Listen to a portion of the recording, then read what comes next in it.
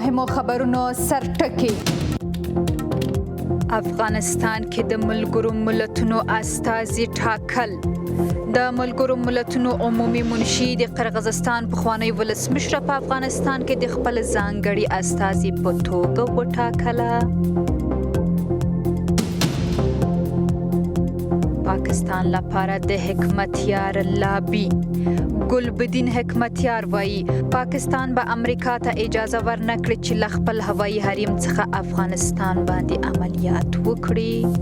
پاکستان فضا یا ځمکه دی د افغانستان په خلاف وکاروي. او تایوان ته د $1 میلیارډ په ارزښت د وسلو ورکړه. د امریکا حکومت غواړي تایوان ته د $1.1 میلیارډ په ارزښت وسلې ورکړي.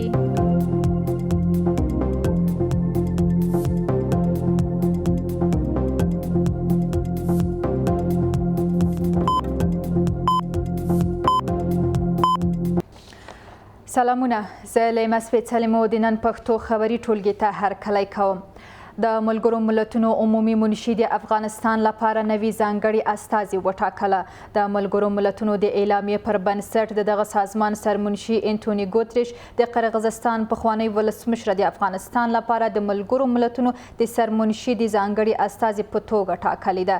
د قرغیزستان پخوانی ولسمشر میرمن روزا اوتونبایوا د بورالینز پر ځای ټاکل شوې ده چې د روان کال په جون میاشت کې په افغانستان کې خپل ماموریت پای ته ورساوه. اغلی روزا اوتونبایوا د افغانستان لپاره د ملګرو ملتونو نوي ځانګړي استازي.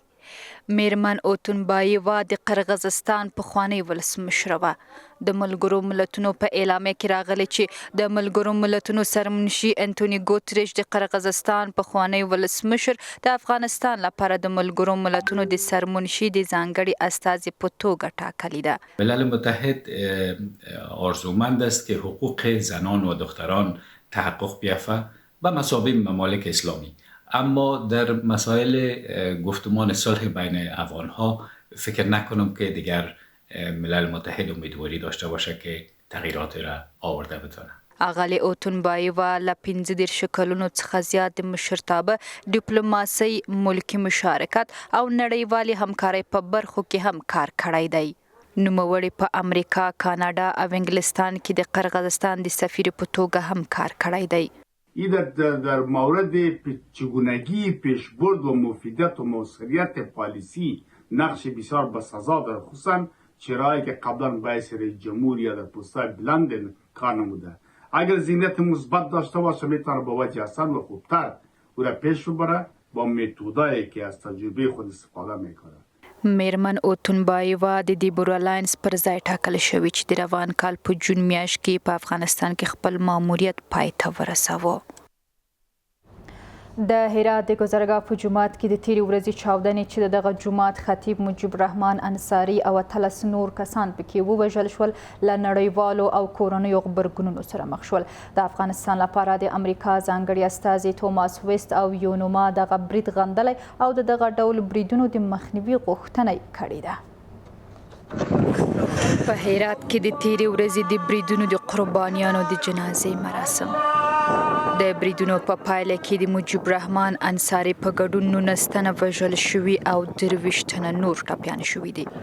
ما وقتی که خطیب صاحب می‌آوردیم داخل سرا هم نزدیک وقتی دیدیم مردم ازدحام خیلی شد، برادرها همه جمع شدم که خودنا بغل‌کشی می‌کردم، دستایون بوس می‌کردم. هم یک دم ما گفتیم برادرای عزیز خیلی شلوغ نکنید که خطیب صاحب وزن خوب نمیرم، مردم معطر نمیبم باشید. هم یک دم صدا کرد بعضی ما بهم دیوال زد، مرکب خستم سعی کردم تمام رفتا سبب ما خونالیده دیدم هم برادرها پته چیزی به تعویض نسبت به تعویض چیزی برادرها سرای نقاطی و چیزی هم دست خود اجی خطیب صاحب بزرگوار همینجوری بودن سر نبودم بغلای نام کسی نمیشناخت چیزی من دغه برید له پراخو داخلي او بهرنیو غبرګونونو سره مخ شوی دی. د افغانستان په چارو کې د امریکا ځانګړي استازي توماس ویست په یو ټویټ کې پر دغه پیښې خواشیني څرګنده کړې او غندلې ده او دا یو احمقانه او تروریستي عمل بللی او د عاملینو د نیولو غوښتنه کړې ده. په کابل کې د ملګرو ملتونو د مرستیال دفتر هم په یو ټویټ کې لیکلي چې په هرات کې پر جمعه د برید چې د ماشومانو په ګډون لسګونه کسان پکې وژل شوي غندي یو نوما زیاته کړې چې پر افغانانو چې د عبادت ځایونو ته د تللو په ګډون په خپل ورځني ژوند کې بوخت دي د بریدونو دوام باید ودرول شي. کشته شدن علمای دین و یا دیگر نخبگان کشور متنفذین و بزرگان قوم یا برویت اهداف خاص صورت میگیره.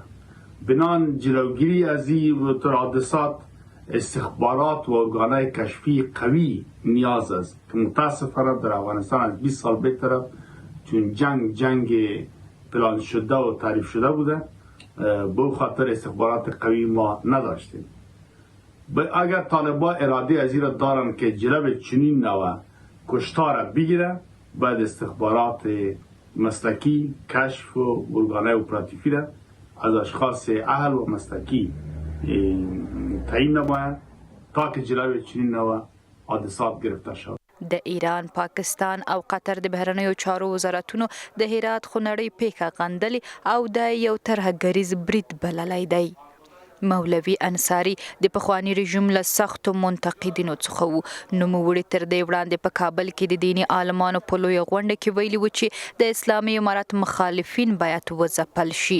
خو د هرات ولایت د استخباراتو ریاست په خپل ټویټر پاڼه لیکلي چې پرونی 4 هغه کسان نیولي چې د دې ریاست په وینا په دې چاودنه کې مستقیم لاس درلود او د دې پیښې اصلي طرح کوونکي وو. د حزب اسلامي مشر ګلوبدین حکمتیار وايي پاکستان به امریکا ته اجازه ورنکړي چې له خپل هوایي حریم څخه په افغانستان کې عملیات وکړي. خو ښاغلی حکمتیار ټینګار کوي چې امریکا په افغانستان کې له ماتې وروسته لا هم د افغانستان فضا او ځمکه څاري او د افغانستان ګاونډیان په دې برخه کې له امریکا سره همکاري کوي. له بلې خوا د حزب اسلامي مشر زیاتوي چې له افغانستانه د امریکا په وتلو سره ترهګرې ډلې له افغانستانه وتلې دي. پاکستان لپاره د حکمتیار لابیګري پاکستان فضای از مکه دی د افغانستان په خلاف وکارول.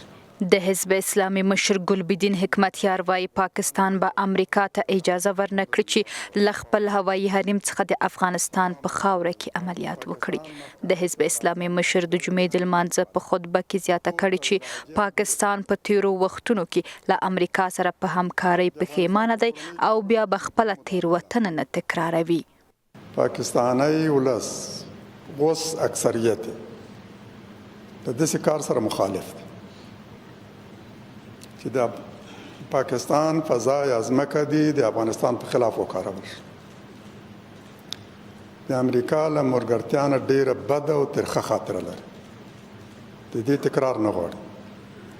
یو ځل یې د امریکایانو مرسته وکړه د افغانستان په اشغال کې. د دې ناکام سیاست مجدد تکرار نه غواړي. د ښاغلي حکمتیار په وینا امریکا له ماتې او له افغانستان تر وتلو وروسته لا هم د افغانستان فضا او ځمکه څاري او د افغانستان ګاونډیان په دې برخه کې ورسره همکاري کوي. دوم احتمال دا ده چې دا ډرون د تاجکستان له لوري راځي. ویل کېږي تاجکستان امریکا ته یوه زړه هوایي اډه ورکړې د فرخار ایربیس په نامه فرخار هوایي اډې په نامه دا له آموز سیند نږدې 3 کیلومتره فاصله لري. له بلې خوا د حزب اسلامي مشر وایي چې امریکا په خپل شتون سره افغانستان ته ترهګرې ډلې راوستي او له وتلو سره یې ټولې ترهګرې ډلې وتلې او اوس په افغانستان کې هیڅ ترهګره ډله فعاله نه ده. تروریزم دغه د غرب تربیه شده او د پلان سره سم جوړ شوی اساکر او په دغه سیمه کې د وضعیت د کنټرول لپاره چې د دوی تر دوی پلانونه تطبیق شي دغه تروریزم گروپان جوړ شوي دي. گلبدین حکمتیار نسبت به هر کس دیگر تجربه از این داره که کیها و کدام قدرت ها گروه تروریستی را در افغانستان از 50 سال به این سو ایجاد کرد، چگونه گروه‌های تروریستی تحمیل و تجهیز شد و چگونه قدرت‌های بزرگ این گروه‌های تروریستی را به نفع خود و کشورهای خود در منطقه و در افغانستان استفاده کردند. په همدې حال کې ښاغلی حکمتیار دا هم ویلي چې په تیرو 12 کلونو کې د پخواني حکومت چارواکي له بهرنیو ځواکونو سره تفاهم ته رسېدلي څو له کوم شرط پرته افغانستان ته ولاړ شي، خو اسلامي امارات تر دې وړاندې ویلي چې هیڅ ډلې او هیڅ هیواد ته به اجازه ورنه کړي چې په افغانستان کې امنیت ګډوډ کړي او ټینګار یې کړی چې له افغانستان څخه به پر هیڅ هیواد برید ونه کړي. په افغانستان کې د ملګرو ملتونو د پلاوي دفتر د کورنیو چارو وزارت د پخواني ویان سعید خوستي لخوا د یوې ښځې د اجباري واده په اړه د ادعاو د بې پرې څېړنو غوښتنه کړې ده. یونوما د اسلامي امارات له چارواکو غوښتي چې د افغانستان کې د ښځو او نجونو د امنیت د تامین په خاطر د دې قضیې عاملین وڅېړي او ویسپاري د قانون منګولو ته. په ورته وخت کې د ملګرو ملتونو سرمنشي په افغانستان کې د نجونو د ښوونځیو پر تړل کېدو نیوکه وکړه او ویل چې له زده کړو د نجونو محرومیدل ټول افغانستان ته زیان رسوي. ملګري ملتونه په افغانستان کې د ښځو د ژوند د ناوړه وضعیت په اړه اندېښمن دي. د ملګرو ملتونو د سرمنشي دفتر د کورنیو چارو وزارت د پخواني ویان سعید خوستي لخوا د الهې په نوم د یوې ښځې د اجباري واده په اړه د ادعاو په اړه اندېښنه ښودلې او د بې پرې څېړنو غوښتنه یې کړې ده. یونوما همداراز غوښتنه کړې چې په دې قضیه کې عاملین مجازات شي او د افغان ښځو و نجونو د خوندیتوب لپاره حساب کتاب وشي. وقتی که یک خانم یک چیز را ادعا میکنه او را اهمیت بدیم، تحقیق کنیم و مهم بدانیم و راه حلش بسنجیم. در این حال مسئولین امارت اسلامی چون به نام امارت اسلامی داره آمدن، اینا یک مسئولیت دارن که به استاندارد اسلام اهمیت بدن و اینطور موضوعات از دستشان سر نزنن. په ورته وخت کې د ملګرو ملتونو عمومي منشي انټوني ګوتریش ټینګار کوي چې افغان نجونې باید ښوونځیو ته ولاړې شي. ښاغلي ګوتریش په یوه ټویټ کې ویلي چې ښوونځیو ته د افغان نجونو تګ څخه منع کول ټول هیواد ته زیان رسوي. په افغانستان کې نجونې لا هم له درسي ټولګیو بې برخې دي. دا له مساوي حقونو نه د توجیه وړ سرغړونه ده چې ټول هیواد ته زیان رسوي. څه ستونزه ده چې د هغې نه ملت نه دی خبر.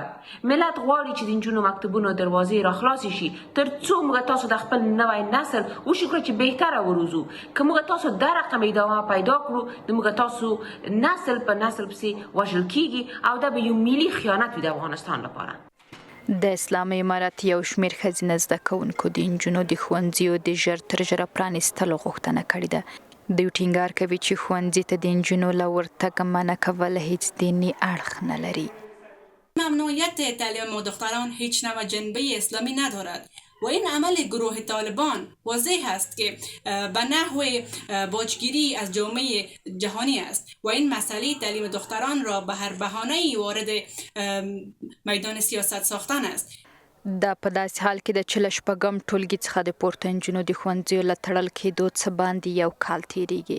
د اسلامي امارات له هر ډول فشارونو سره بیا هم دوی د نړیوالې ټولنې او د افغانستان د اتباعو غوښتنه نه ده منلې. ملګرو ملتونو اعلان کړی چې په پاکستان کې له سیلابونو وروسته په افغانستان کې له زیانمن شویو سره د مرستو رسولو بهیر ګډوډ شوی دی. د ملګرو ملتونو د خوړو نړیوال پروګرام زیاتوي چې د افغانستان له زیانمن شویو سره د مرستو ډیره برخه د پاکستان له لارې دغه هیواد ته لیږدول کېده، خو وروستیو سیلابونو د مرستو د رسولو په برخه کې جدي خنډونه جوړ کړي دي.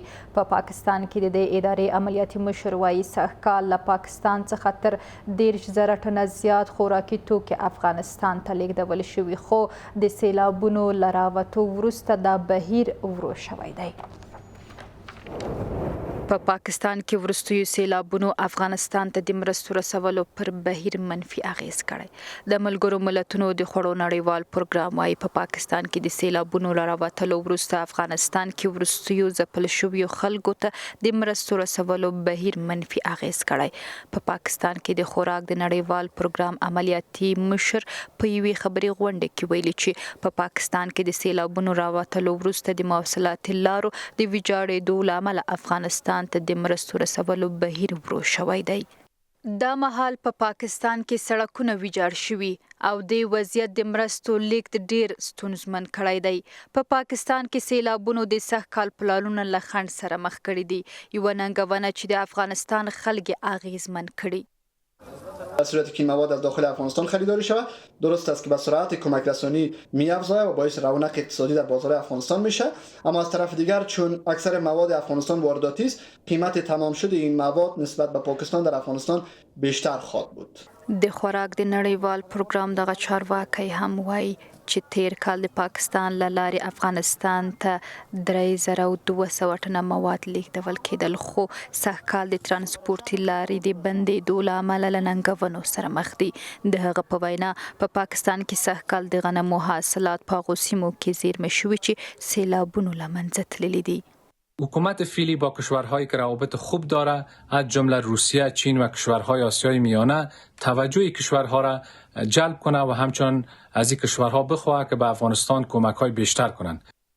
اوکراین کې د جګړې له امله د نړۍ پام له افغانستان څخه اوښتی او اوس د پاکستان د مواصلاتي لارې بندول په افغانستان کې د بشري ناورین یوه بله ننګونه بلل کیږي. و اگر این کمک‌ها بسته وقت نرسه متاسفانه که ما شاهد یک فاجعه احتمالی انسانی در افغانستان خواهد باشیم و سازمان‌های امدادرسان تلاش بکنند تا از طریق راه‌های بدیل بتانن این کمک‌ها را بسته وقت به افغانستان برسند. کت کمک‌های بشرخوانه را از طریق تاجیکستان، از طریق ازبکستان، از طریق ترکمنستان، از طریق ایران انجام بدیم، به خصوص از طریق ترکمنستان که در حقیقت کاسپیان ابرایش است و در پاروش هم آذربایجان و ترکیه و مدیترانه.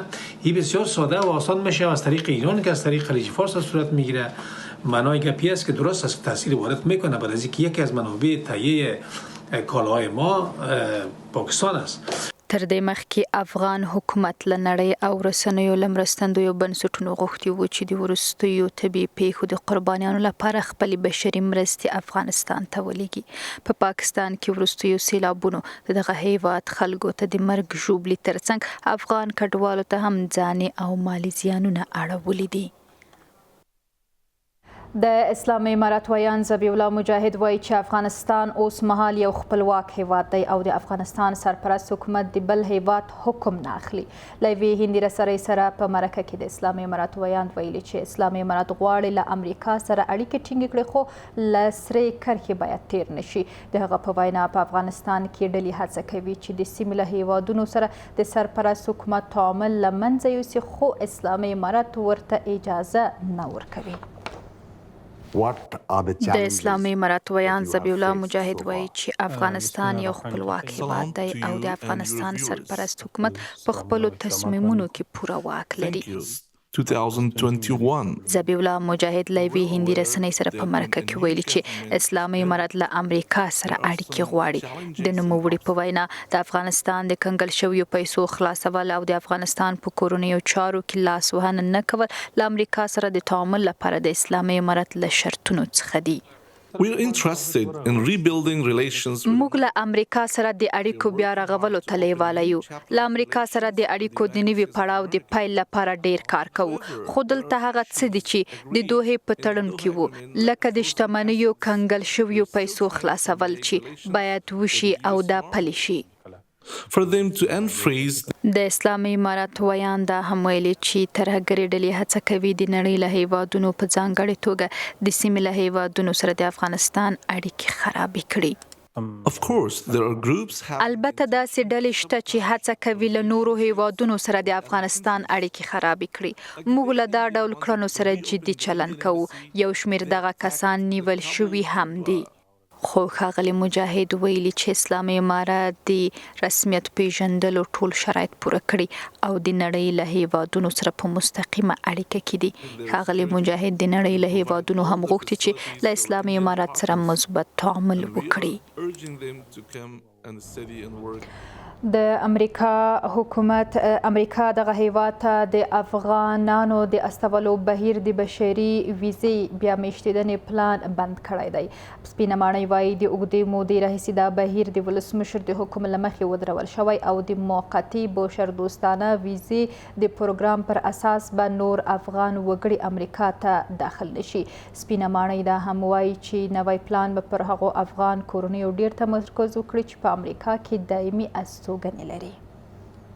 د بشردوستانه ویزو د ورکولو پروسه چې افغانان په موقت ډول امریکا ته د ننوتلو لپاره کارولی شي ودرول شول. سپینه ماڼۍ وایي امریکا ته د افغانانو د لیږلو په برخه کې اصلاحات راوستي چې له مخې به یې نور افغان اتباع د موقتي بشردوستانه داخلي پروګرام له لارې امریکا ته نه لیږدول کیږي. نوی پلان په متحده ایالاتو کې د دایمي استوګنې سره د افغانانو د کورنۍ بیا یو ځای کېدو باندې ډېر تمرکز کوي او د اکتوبر په لومړیو نیټه کې به دا پیل شي. دا بدلونونه له خپلو افغان متحدینو سره د امریکا د ژمنو په برخه کې هیڅ کم نه دي او د مستحقو افغانانو د لیږد په برخه کې د مرستې په پالیسي کې لږ بدلونونه راغلي دي. دا تعدیل شوی پالیسي د متحده ایالاتو د کورنیو غړو ګرین کارت لرونکو او د ځانګړي مهاجرت ویزې لرونکو افغانانو په لیږد تمرکز کوي. د نوي پلان له مخې د بشر دوستانه ویزې پر ځای هغه افغانان چې امریکا ته راوړل کیږي پرته له دې چې په دریم هیواد کې او یا په امریکایي کمپونو کې پاتې شي مستقیما امریکا ته ولیږدول شي. متحده ایالاتو ته د افغانانو د انتقال د موقت پلان ځنډول د 2021 کال د اګست په 2مه نیمایي کې د امریکا د سقوط په عین حال کې د لوی ایستلو د پلان د ناکامۍ په اړه د بایډن د حکومت پر کړنو د نیوکو وروسته رامنځته شوی دی. قانون جوړونکو د کډوالو د ملاتړ سازمانونو او بشر دوستانه ډلو د بایډن د ادارې په ناتوانۍ په کلکه نیوکه کړې چې د خطر سره مخ افغانانو د ایستلو پلان په سمه توګه پلان شوی نه و. په لسګونو زره هغه کسان چې یو کال مخکې د امریکا له خوا له افغانستانه ایستل شوي وو اوس په کمپونو کې دي چې برخلیک نشته او ظاهرا د امریکا متحده ایالات د دوی لپاره کوم پلان نه لري. امریکا باید دغه کسانو برخلیک وټاکي. په امریکا کې د افغان د موقتي بشري اوسېدو په پلان کې بدلون او تعدیل په داسې حال کې کیږي چې دغه هیواد د کډوالۍ ادارې تر اوسه د بشري استوګنې د ویزو لپاره زرګونه غوښتنلیکونه نه دي څیړلي. د امریکا یو شمیر حکومتي چارواکو څه موده وړاندې ویلي و چې امریکا ته د افغان کډوالو د لیږد لپاره د شاوخوا 50,000 غوښتنو له ډلې څخه یوازې 15,000 څیړل شوي او له دې ډلې نږدې 300 غوښتنې منل شوي دي. په لسګونه زره هغه کسان چې یو کال مخکې د امریکا لخوا له افغانستانه ایستل شوي وو اوس په کمپونو کې دي چې برخلیک نشته او ظاهرا د امریکا متحده ایالات د دوی لپاره کوم پلان نه لري. امریکا باید د دغو کسانو برخلیک وټاکي. امریکایي رسنیو لیکلي چې له افغانستانه د امریکایي ځواکونو له وتلو وروسته 40,000 کسانو امریکا ته د بشري ویزو او کډوالۍ غوښتنه کړې او د امریکا حکومت دغه غوښتنه 90% رد کړې ده. له هیواده بهر همدا چې د امریکا حکومت پلان لري چې تایوان ته 1.1 میلیارډ ډالرو په ارزښت وسلې ورکړي. په دې وسلو کې رادار او د تعقیب سیستمونه شامل دي چې کولی شي هوایي بریدونه تعقیب کړي. د کښتۍ ضد هم دلته ځینې شیان شته او همدارنګه له هوا څخه د توغندي تعقیب، همدارنګه د نړۍ او صنعتي هیوادونو چې د 2 ګروپونو په نوم پیژندل کیږي د روسیې د تیلو د بیې د حد ټاکلو موافقه کړې ده. د دې اقدام موخه له اوکراین سره په جګړه کې د روسیې د مالی سرچینو محدودول دي. د امریکا حکومت پلان لري چې تایوان ته د 1.1 میلیارډ ډالرو په ارزښت وسلې ورکړي. په دې وسلو کې رادار او د تعقیب سیستمونه شامل دي چې کولی شي هوایي بریدونه تعقیب کړي. د کښتۍ ضد تورپیډو او همدارنګه له هوا څخه توغندیو تعقیب. د واشنګټن دا پریکړه یوازې څو اونۍ وروسته له هغې اعلان شوه چې تایوان ته د امریکا د استازو جرګې د مشرې نانسي پلوسي له جنجالي سفر څخه وروسته و. اغلې پلوسي چې د امریکا په کانګرس کې تر ټولو ځواکمنه ډیموکراټه ده د دغه هیواد هیواد تر ټولو جګپوړي چارواکي و چې په تیرو 25 کلونو کې له تایوان څخه لیدنه کړې ده. په واشنګټن کې د چین سفارت له سپینې ماڼۍ غوښتي چې دغه پریکړه بیرته واخلي او یا د غچ اخیستونکو اقدامات انتظار وکړي. د چین د سفارت ویاند ویلي چې د وسلو دغه معامله د واشنګټن او بیجینګ ترمنځ اړیکې په جدي توګه له خطر سره مخامخ کوي. بیجینګ د تایوان خودمختاره ټاپو د خپلې خاورې برخه ګڼي او له خپلې خاورې سره د یو ځای کېدو ټینګار کوي، حتی که دا د نظامي ځواک کارولو ته هم اړتیا ولري. په دې لړ کې تیره میاشت چین د تایوان په شاوخوا کې ستر پوځي تمرینونه ترسره کړل چې د نانسي پلوسي په مشرۍ تایوان ته د یوه لوړپوړي امریکایي پلاوي له سفر سره سمون خوري. د نړۍ صنعتي هیوادونه چې د وو ګروپونو په نوم پیژندل کېږي موافقه کړې چې د روسیې د تیلو د بیې حد وټاکي. د اقدام موخه له اوکراین سره په جګړه کې د روسیې د مالی سرچینو محدودول دي. د دغو هیوادونو د مالی وزیرانو ویلي دي چې د نفتو او د هغې د استخراج د بیې ټاکل به هم د نړۍ په بازارونو کې د تیلو د بیې په ټیټېدو کې مرسته وکړي. روسیې ویلي دي چې پر هغو هیوادونو به د تیلو له پلورلو ډډه وکړي چې دغه بندیز پلي کوي. د کرملین ویاند دمیتری پیسکوف ویل چې هغه شرکتونه چې د بیې محدودیت وضع کوي د روسیې د تیلو ترلاسه کوونکو کې بنوي. په اووه کسیزه ډله کې امریکا، بریټانیا، فرانسه، جرمني، ایټالیا او جاپان هغه هیوادونه دي چې د نړۍ له سترو اقتصادونو څخه ګڼل کېږي. د جیو غړو هیوادونو د مالیې وزیرانو په نننۍ ناسته کې چې په حقیقت کې جوړه شوې وویل چې د نرخ د حد ټاکل په ځانګړي ډول د دې لپاره ډیزاین شوي چې د روسیې عاید کم کړي او د اوکراین د برید تمویل کولو توان محدود کړي. دوی دا هم غواړي چې د دې جګړې ویجاړونکي اقتصادي پایلې په ځانګړې توګه د ټیټ عاید یا متوسط عاید لرونکو هیوادونو لپاره کم نه.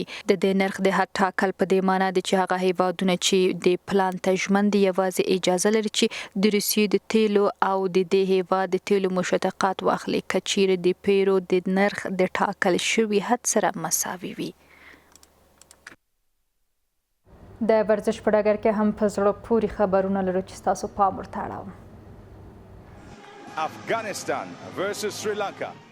د افغانستان د کرکټ ملي لوبډله د آسیا د کرکټ د ملتونو د جام په سیالیو کې دویم ځل لپاره د سریلانکا د کرکټ ملي لوبډلې سره مخامخ شو چې دا لوبه یې وبایلله. له دې وروسته د افغانستان د کرکټ ملي ټیم د پاکستان د کرکټ له ملي ټیم سره مخامخ کیږي.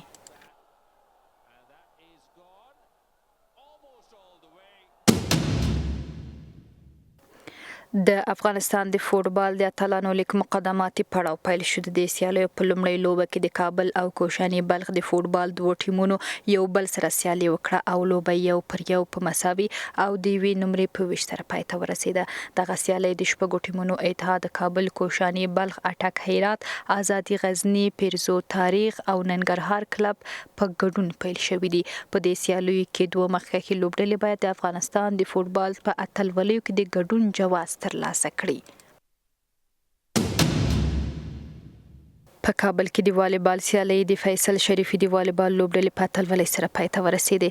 دغه سیالي چې 2 اونۍ مخکې د کابل د والیبال په یوه لوبغالي کې د 22 ټیمونو په ګډون پیل شوی، د فیصل شریفي د والیبال ټیم د اتلولۍ په ګټلو سره پای ته ورسېدې. د دې سیالیو په پایلوبه کې د چرهار او فیصل شریفي د والیبال دوه ټیمونه یو بل سره سیالي وکړه چې په پای کې د فیصل شریفي د والیبال ټیم وتوانید چې د 3-0 په پایلې سره دغه لوبډلې ته ماتې ورکړي او د دې سیالیو د اتلولۍ مقام خپل کړي. د اسپانیا د لالیګا د څلورمې اونۍ سیالۍ له یوې لوبې وروسته ترسره شوې. په دې لوبه کې د ګارډز فوټبال ټیم د سیلتا ویګو فوټبال ټیم میلمه او په پای کې د سیلتا ویګو فوټبال ټیم وتوانید چې په 3 ګولونو سره د ګارډز فوټبال ټیم ته ماتې ورکړي او 3 نمرې ترلاسه کړي. د سیلتا ویګو لپاره اسپاس 2 ځلې او روډریګورز په دې لوبه کې یو ځل ګول وکړل.